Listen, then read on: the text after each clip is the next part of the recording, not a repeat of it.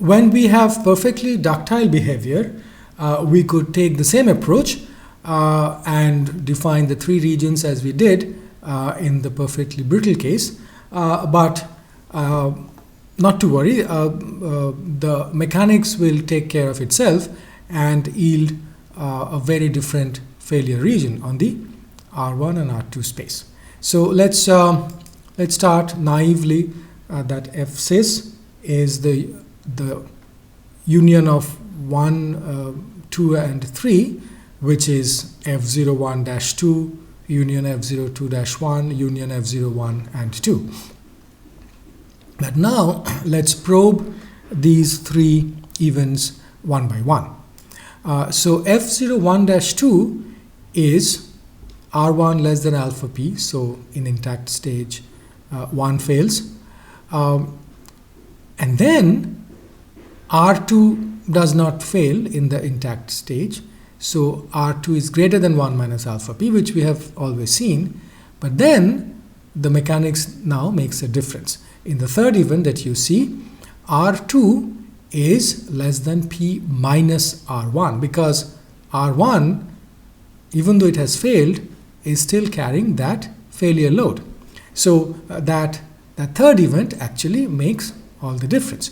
And for the second event F02-1, we get a similar situation. R1 less than P minus R2 is the new entrant in the mix. And finally, in F01 and 2, R2 is less than its load, R1 is less than its load, both in the intact stage. But the system will fail when whatever their failure loads are together is not able to carry the full applied load. So that's why you see R1 plus R2 less than P as the new event in the mix.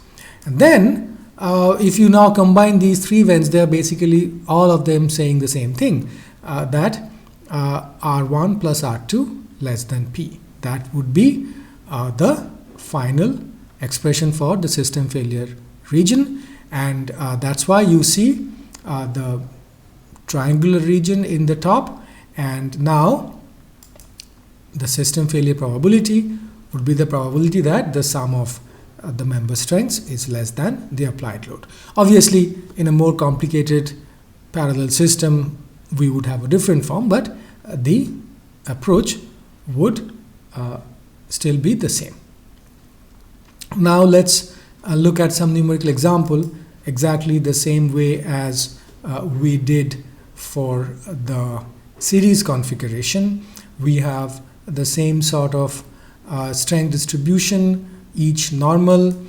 We have the same set of parameters, a mean of 10, standard deviation of 2, and for this particular purpose, let us say that the problem is completely symmetric in the two strengths. So alpha is 0.5. So the loads are equally shared by the two intact members.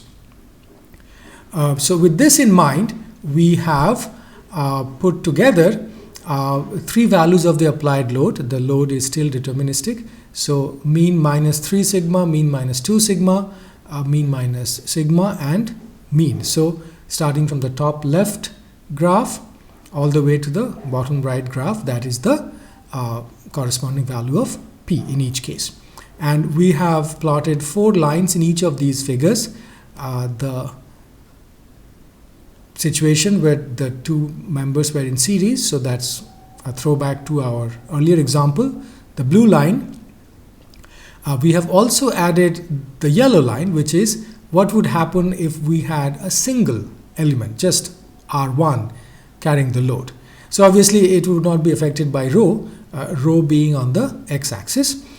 We have PFCs on the y-axis, and now the two new lines are the orange line and the black line. The orange line corresponds to the behavior when these two materials, the materials of these two members is brittle in nature, perfectly brittle, and the black line is when the material is ductile in nature. So obviously, few things we can say immediately is the series system is even worse than the single element system, and the series system is way unsafe or less reliable than the parallel configuration. In the parallel configuration, the ductile is always better, and which is obvious because the failure region is smaller, so the system failure probability will obviously be lesser. But we can see some interesting behavior with increasing rho or changing rho. While in the series case, with increasing rho, the system failure probability decreased. For the brittle case, we don't see that. The brittle case, there is actually an optimal value where rho is less than 1, and the system failure probability attains its maximum. So we don't see a monotonic behavior necessarily in a parallel situation. So other considerations such as material behavior would come in. In the perfectly ductile case, that monotonic relationship is still there, and when the material is perfectly ductile, when rho is 1, we see the PFSIS, the system failure probability, is the highest, which is exactly the opposite that was in the series system case. Now, the last thing we will look at is to consider P to be random, and we will fix the mean of P at 6 as we had done in the series case, and let it be a Gumbel random variable with COV 30%, exactly as we had before, and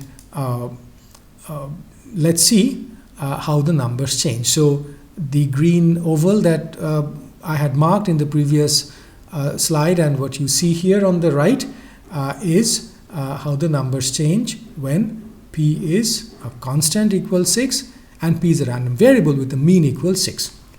So for the series system, we have already seen the answer. It goes up from 0.04 to 0.11, the system failure probability. For the single, it goes up from 0.02 to about 0.07, and the parallel brittle situation goes up by almost 10 times, 0.0002 to 0.002, and for the parallel ductile system also by a little more than one order, 0.0002 to 0.00054.